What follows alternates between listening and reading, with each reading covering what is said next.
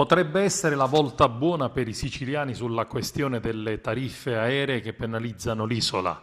Una proposta in questa direzione sarà presentata dal grillino Cancelleri, vice ministro dei trasporti, con un emendamento alla manovra di bilancio.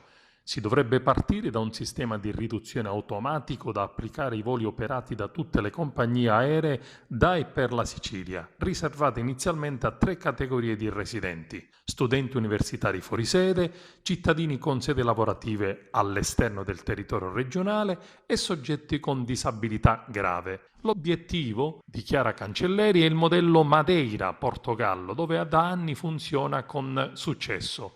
Ipotizziamo di inserire per il 2020 una somma iniziale di 30-35 milioni per garantire uno sconto fisso del 30% sui biglietti aerei che rientrano nelle 3 categorie individuate. Se non dovessero bastare questi fondi, si potrebbe aumentare lo sconto fino al 50%, inserendo dal 2021 tra i beneficiari quei siciliani costretti a volare per motivi sanitari.